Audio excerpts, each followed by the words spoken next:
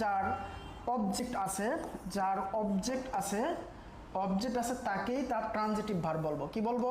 যার অবজেক্ট আছে তাকে আমরা ট্রানজিটিভ ভার্ব বলবো। আমরা প্রথমে সূত্র শিখব, তারপরে মাস্টার বই থেকে, তারপর কোথা থেকে? মাস্টার বই থেকে কোশ্চেন সলভ করব। তারপর কোথা থেকে? মাস্টার বই থেকে কোশ্চেন সলভ করব। ওকে, তাহলে আমরা পড়ছি ট্রানজিটিভ ভার্ব বলতে আমরা বলছি যে যার অবজেক্ট আছে সেটাই ট্রানজিটিভ ভার্ব, যার কি আছে? অবজেক্ট আছে সেটাই কি? Transitive verb. এবার প্রশ্ন হলো অবজেক্ট সেটা আমরা চিনব কিভাবে? অবজেক্ট আছে সেটা আমরা চিনব কিভাবে? চিনার উপায় আমরা জানি, অবজেক্ট বলতে আমরা নাউন, আমরা কাকে বুঝি? নাউন অথবা নাউন ফ্রেজ অথবা প্রনাউনকে বুঝি। কাকে বুঝি? প্রনাউনকে বুঝি। আমরা কি বলছি? অবজেক্ট বলতে আমরা কাকে বুঝি? নাউন। আমার সাথে বলো, অবজেক্ট বলতে আমরা কাকে বুঝি? নাউন অথবা নাউন ফ্রেজ অথবা প্রনাউনকে বুঝি। একটু কমেন্টে লিখে ফেলো, অবজেক্ট বলতে আমরা কি বুঝি? নাউন অথবা নাউন ফ্রেজ অথবা প্রনাউনকে বুঝি। তাহলে যেই ভার্বের অবজেক্ট থাকবে, মানে এই তিনটা থাকবে, নাউন ফ্রেজ অথবা প্রনাউন থাকবে যেই ভার্বের পরে, সেই ভার্বকে আমরা কি বলবো? ট্রানজিটিভ ভার্ব বলবো। কি বলছি বলো তো? যেই ভার্বের পর নাউন ফ্রেজ অথবা প্রনাউন থাকবে তাকে আমরা কি বলবো? ট্রানজিটিভ ভার্ব বলবো। কি বলছি বলো তো, একটু লিখে ফেলো। যেই ভার্বের পর নাউন অথবা নাউন ফ্রেজ অথবা প্রনাউন থাকবে তাকে ট্রানজিটিভ ভার্ব বলবো। যেমন আমি বললাম আই লাইক হিম। এখানে লাইকটা কোন ভার্ব? পরীক্ষা প্রশ্ন আসবে যে লাইকটা এখানে কোন ভার্ব। এখানে অপশন দিল ট্রানজিটিভ অর ইনট্রানজিটিভ। তো আমরা কিভাবে সলভ করব? আমাদের প্রথম কাজ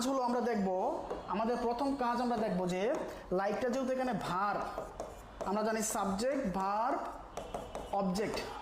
আমরা দেখি এই ভার্বের পর অবজেক্ট আছে কিনা, তাহলে আমরা দেখি হিম কোন পার্টস অফ স্পিচ? হিম হলো প্রনাউন। আমরা জানি, আমরা কি বলেছি যে ভার্বের পর যদি নাউন ফ্রেজ অথবা প্রনাউন থাকে তাকে আমরা কি বলবো? অবজেক্ট বলবো। তার মানে হিম হলো প্রনাউন, তার মানে হিম যেহেতু প্রনাউন তাহলে এই ভার্বটা কি হয়ে যাবে? ট্রানজিটিভ ভার্ব হয়ে যাবে। কি ভার্ব হয়ে যাবে? ট্রানজিটিভ। তাহলে কারেক্ট অ্যান্সার কি? Option A. আরেকটা ব্যাপার আছে, সেটা হলো অবজেক্ট চেনার উপায় হলো ভার্বকে আমরা কি অথবা কাকে দিয়ে প্রশ্ন করব। কি বা কাকে দিয়ে প্রশ্ন করলে যদি উত্তর আসে সেটাও কি হয়ে যাবে? সেটাও হয়ে যাবে ট্রানজিটিভ ভার্ব। যেমন আমি যদি প্রশ্ন করি, আমি কি দ্বারা প্রশ্ন করি? কি লাইক করি? উত্তর আসে না। আমরা যদি কাকে দ্বারা প্রশ্ন করি, কাকে দ্বারা ভার্বকে প্রশ্ন করি, কাকে লাইক করি মানে কাকে পছন্দ করি? হিম, তাকে পছন্দ করি। তার মানে কাকে দ্বারা ভার্বকে প্রশ্ন করলে যদি অবজেক্টের জায়গায় কোনো উত্তর আসে তাহলে সেটা হয় কি হয়ে যাবে? অবজেক্ট হয়ে যাবে। ওকে, এবার এতটুকু যদি বুঝে থাকি আমরা এই প্রশ্নটা সলভ করি। এখান থেকে মাস্টার বই থেকে আমরা সলভ করব। আমরা আরেকটু যদি দেখি, যেমন অ্যাভয়েড ইট, এখানে যদি দেখি অ্যাভয়েড ইট। আচ্ছা, আমরা এখানে সলভ করি, হ্যাঁ, মাস্টার বই সলভ করি। 12 নম্বর কোশ্চেনটা যদি আমরা সলভ করি, দেখো আগে 13 নম্বর সলভ করি। Mother loves me, hair loves. ঠিক এই প্রশ্নটা মেডিকেল 23-24 সালে আসছে। এই মাদারের জায়গায় শুধু ফাদার ছিল, মাদারের জায়গায় কি ছিল? ফাদার ছিল। ফাদার লাভস মি 23-24 সালে আসছে। এটা কি ট্রানজিটিভ নাকি ইনট্রানজিটিভ? আমরা যদি একটু দেখি, মাদার লাভস মি, এখানে দেখো লাভসের পর কি আছে? মি আছে। মি হলো কি? প্রনাউন। তাহলে ভার্বের পর যদি প্রনাউন থাকে সেটা কি হয়ে যায়? অবজেক্ট হয়ে যায়। আর অবজেক্ট থাকলেই সেটা কি হয়ে যায়? এই ভার্বটা ট্রানজিটিভ ভার্ব হয়ে যায়। এ হলো একটা সূত্র। 2 নম্বর সূত্র হলো আমরা ভার্বকে কি বা কাকে দ্বারা প্রশ্ন করি, ভার্বকে প্রশ্ন করি। মাদার লাভস মি, আমরা যদি বলি কি দ্বারা প্রশ্ন করি, কি লাভস করে আমাকে, কি দ্বারা মিলে না, আমরা কাকে দ্বারা প্রশ্ন করি, মাদার লাভস মি। মাদার কাকে ভালোবাসে? কাকে লাভস করে? মি, আমাকে। তাহলে কি বা কাকে দিয়ে ভার্বকে প্রশ্ন করলে যদি এই জায়গাটা অবজেক্টের জায়গার উত্তরটা আসে সেটা হয়ে যাবে কি? Transitive verb. তাহলে কাকে দ্বারা ভার্বকে প্রশ্ন করলে এই মি উত্তরটা আসতেছে, তাহলে লাভসটা কি হয়ে যাবে? ট্রানজিটিভ ভার্ব হয়ে যাবে। কি হয়ে যাবে? ট্রানজিটিভ ভার্ব হয়ে যাবে। তাহলে 13 নম্বর কোশ্চেনের অ্যান্সারটা দেখি। মাদার লাভস মি, তাহলে লাভসের পরে যেহেতু অবজেক্ট আছে, মি একটা প্রনাউন, অবজেক্ট থাকলে সেটা কি হয়ে যাবে? Transitive verb. Okay, 14 number question solve করি। The boy reads a book, what kind of verb read? এই রিডটা এখানে কি ভার্ব হিসাবে ব্যবহার হচ্ছে? ট্রানজিটিভ নাকি ইনট্রানজিটিভ? আমরা যদি দেখি রিডের পরে কি আছে? এ বুক, একটা নাউন ফ্রেজ আছে।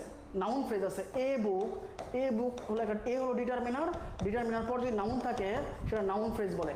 তাহলে আমরা বলছি ভার্বের পর যদি নাউন অথবা নাউন ফ্রেজ, আমরা বলছি ভার্বের পরে নাউন অথবা নাউন ফ্রেজ থাকলে সেটা কি হয়ে যাবে নাউন ট্রানজিটিভ ভার্ব হয়ে যাবে। তাহলে এই যে রিড হলো আমার ভার্বের পরে কি আছে, একটা নাউন ফ্রেজ আছে, এ বুক হলো নাউন ফ্রেজ, তার মানে অবজেক্ট আছে।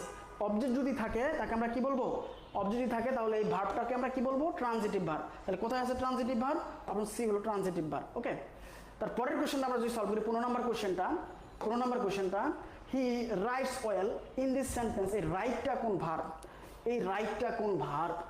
তাহলে এই রাইটটা কোন ভার্ব হবে, আমরা যদি একটু দেখি তোমরা যারা আমার সাথে ক্লাসে আছো একটু কমেন্ট করো রাইটটা কোন ভার্ব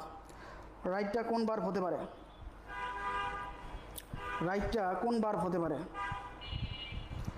আমার সাথে যারা ক্লাসে আছো রাইটটা কোন ভার্ব হতে পারে, এনি আইডিয়া? আমরা যদি দেখি রাইটের পরে কি আছে, এ লেটার, এ হলো একটা ডিটারমিনার, লেটার হলো একটা নাউন। তো ডিটারমিনার পর নাউন থাকলে সেটা হয়ে যায় কি, নাউন ফ্রেজ হয়ে যায়। কি হয়ে যায়, নাউন ফ্রেজ। তাহলে নাউন ফ্রেজ হলো একটা অবজেক্ট, তার মানে অবজেক্ট আছে। ভার্বের পর যদি অবজেক্ট থাকে তাহলে এই ভার্বটা কি হয়ে যায়, ভার্বের পর যদি অবজেক্ট থাকে ভার্বটা হয়ে যায় কি, ট্রানজিটিভ ভার্ব। তাহলে রাইটস কি হবে, ট্রানজিটিভ ভার্ব। কি হয়ে যাবে, ট্রানজিটিভ ভার্ব হয়ে যাবে। এটা প্রিন্সিপাল ভার্ব হতে পারে। সূত্র হলো প্রিন্সিপাল ভার্ব এবং ট্রানজিটিভ ভার্ব দুইটাই থাকলে আমরা কাকে নেব, ট্রানজিটিভ ভার্বকে অ্যান্সার হিসাবে নেব।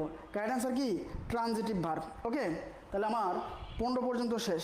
তাহলে তোমরা এই কোশ্চেনটা সলভ করো, তোমরা সলভ করো 12 নম্বর কোশ্চেনটা একটু কুইক সলভ করো। He took shelter under a tree, এই কোশ্চেনটা তোমরা সলভ করবা। 12 নম্বর কোশ্চেনটা তোমরা সলভ করবা। কত নম্বর কোশ্চেন, 12 নম্বর কোশ্চেনটা কমেন্ট সেকশনে লিখবা। ওকে, 12 নম্বর কোশ্চেনটা কমেন্ট সেকশনে লিখবা। আমরা